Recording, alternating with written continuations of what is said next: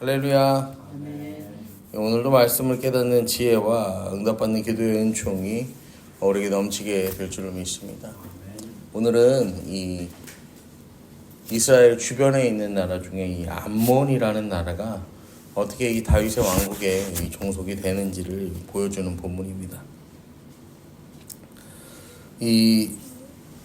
오늘 말씀 1절, 19장 1절을 보면 그 후에 암몬 자손의 왕 나하스가 죽고 그 아들이 대신하여 왕이 되었다라고 성경은 말합니다.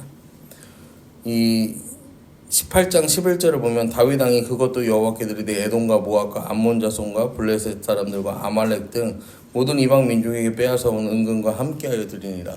이 다윗의 왕국을 설명할 때 블레셋 그리고 이제 모압과 에돔과 모압과 암몬과 블레셋의 이야기하는데 우리 지난 시간에는 블레셋의 이야기를 봤어요.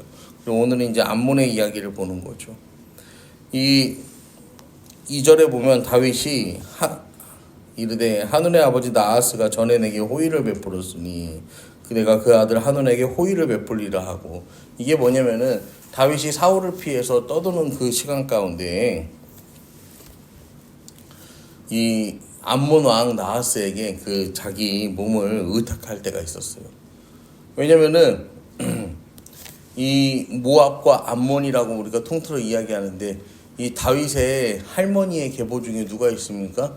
이 모압 여인인 룻이 있잖아. 그러니까 이런저런 이런 연이 있었던 거죠. 그래서 거기에 피했던 거예요. 자, 그런데 그 왕이 그때 자기가 몸을 의탁했을 때 피했던 그 왕이 죽었다라는 소식을 듣습니다. 그러니까 다윗이 순수하게 이 선대하고자 하는 마음으로 뭐 하는 거예요? 그러면은 조문을 가야겠다 하고 조문을 이제 사절단을 보내는 거죠. 조문 사절단을 보내는데 문제는 이 암몬 자손의 이 암몬 나라의 신하들이 그 왕을 이 나하스의 아들을 막 옆에서 막 부추기는 거예요. 뭐라고 부추기냐면은 왕이시여 다윗이 좋은 의도를 가지고 지금 이 사절들을 보낸 게 아닙니다. 우리나라를 정탐하려고 그러는 거예요. 지금 다윗이 무섭게 막 이 나라 그 나라 그 민족이요 막 여기저기 정복 전쟁을 하면서 영토를 확장해 나가는 중인데 우리까지도 지금 집어삼키려고 저러는 겁니다. 저 사절들을 가만 내두면 안 돼요. 그러니까 다윗은 이 뭐하는 문상만 하는데 이 스스로 암몬 왕이 스스로 오해하고 왕을 이 막 부하 내동하게 하는 거죠. 그래서 4절에 하눈이 다윗의 신하들을 잡아 그들의 수염을 깎고 그 의복을 볼기 중앙, 이게 뭐냐면 엉덩이 부분이거든요. 볼기 중앙까지 자르고 돌려보냈다. 이 남성의 상징인 수염을 깎는 거예요. 수염을. 지금 이 시대에야 뭐 수염을 안 자르면 저 사람 수염 왜 안 자르지? 이제 그런 얘기를 하지만 옛날에는 다 어땠어요? 수염을 길렀단 말이야. 그 다음에 이 엉덩이를 옛날에 통짜 옷이잖아요. 통짜 옷. 이 위에서부터 아래로 그냥 통짜로 입는 옷이란 말이야. 그럼 엉덩이 부분만 이거를 잘라내면 어떻게 했어요? 옷이요? 걸어갈 때 어떻게 했어? 엉덩이만 이렇게 보이는 거야. 마치 우리 어린 아이들이 기저귀를 갈고서요 그냥 막 돌아다니듯이 지금 그런 모습이 되는 거예요. 그러면서 5절에 어떤 사람이 다윗에게 가서 그 사람들이 당한 일을 말하니 그 사람들이 심히 부끄러워함으로 다윗이 그들을 맞으러 보내 왕이 이르기를 너희는 수염이 자라기까지 여리고에 머물다가 돌아와라. 다윗은요 이 정도 상황이 됐으면은 전쟁이라도 할 법하잖아요. 저놈들이 감히 우리한테 가만두지 않겠다 이러면서요 야 전군 진격하라 이래도 모자랄 판이에요. 다윗은요 전쟁을 선택하는 게 아니라 사신들이 명예를 회복하는 그 시간까지요 기다립니다. 그리고 6절에 암몬 자손이 자기가 다윗에게 믿게 한 줄 안지라 하논과 암몬 자손은 더불어 온 1000달란트를 아람 나라 하인과 그 다음에 아람 마아가와 소바에 보내 병거와 마병을 상내다. 다윗의 눈치를 보는 거예요. 자기들이 잘못했다는 걸 아는 거야. 근데 그러면서 자기들의 세력을 끌어모으는데 어디 아람 나라 하인과 아람 마아가 소바에 보내. 이게 여러분 은 1달란트가 은 34kg입니다. 그러니까 은 1000달란트면요 여러분 지금 돈으로 4,200억이 이제 더 될 수도 있어요. 은값이 올랐으니까. 아무튼 이 4천억, 5천억 하는 정도의 돈을 지금 투자를 해서요. 이 다윗과 전쟁을 우리가 치를 수도 있는데 그 전쟁에서 우리가 전쟁을 방비하고 이 다윗에게 겁도 주고 여차하면은 이 군대가 가서 뭐하자? 이스라엘 나라를 공격해서 우리가 승리하자 이러면서요 군대를 이제 산 거예요. 용병을 산 거야.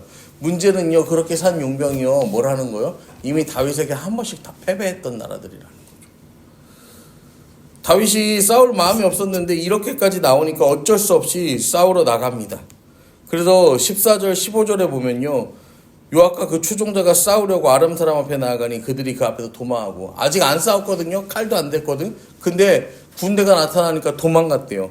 그 다음에 암몬 자손은 아람 사람이 도망함을 보고 그들도 요압이하고 아비스 앞에서 도망하여 성읍으로 들어간지라. 이에 요압이 예루살렘으로 돌아오니라.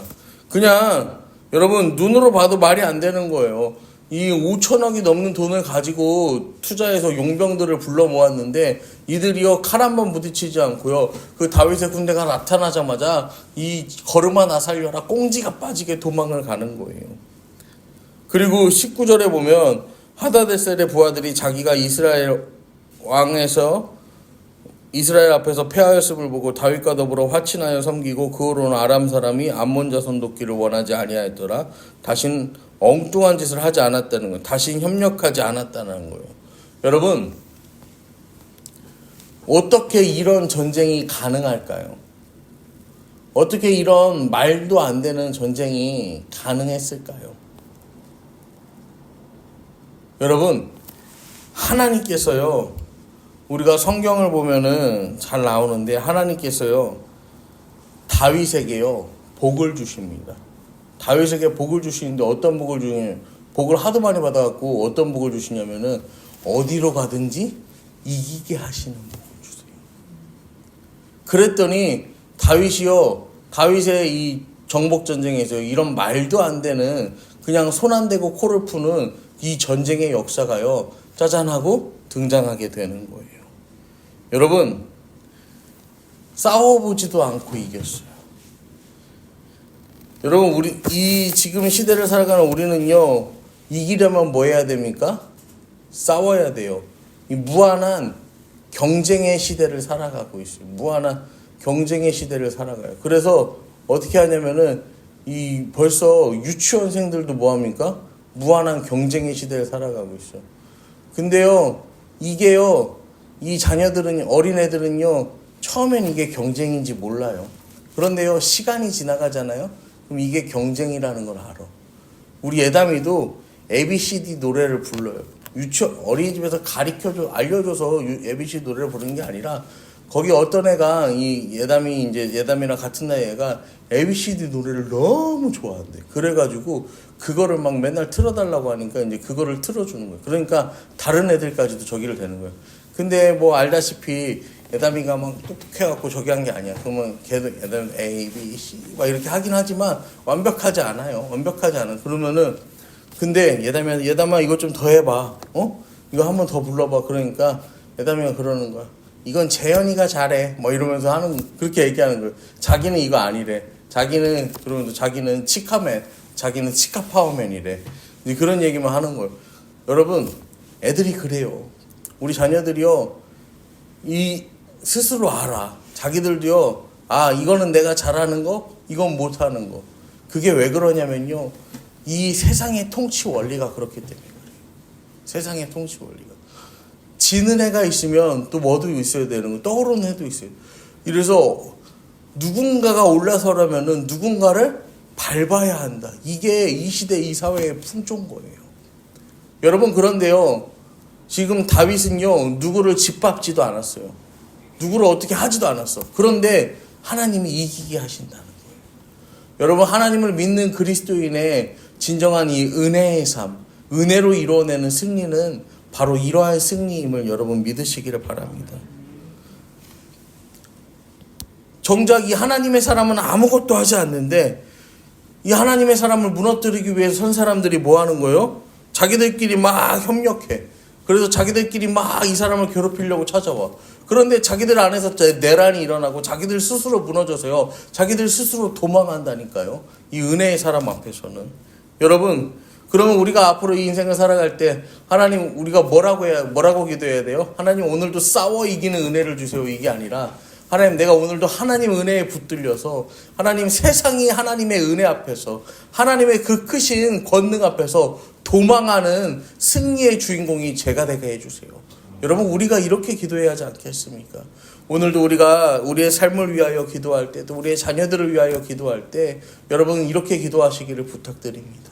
하나님, 오늘도 우리가 하나님 은혜에 철저하게 붙들린 인생이 되어서 어디로 가든지 무엇을 하든지 이기게 하는 인생 되게 하시고, 싸우지 않고 승리하는 인생, 싸우지 않고 하나님의 일하심을 세상 가운데 드러내는, 어디로 가든지 이기는 인생, 하나님의 복을 받는 인생이 우리가 되게 하여 주시옵소서. 그래서 그 하나님의 일하심을 바탕으로 오늘도 내가 하나님을 섬기는 백성임을 세상 사람 모두가 알게 하소서. 이렇게 믿음으로 간구하며 오늘도 승리의 삶을 살아가는 저와 여러분 되기를 간절히 축원합니다.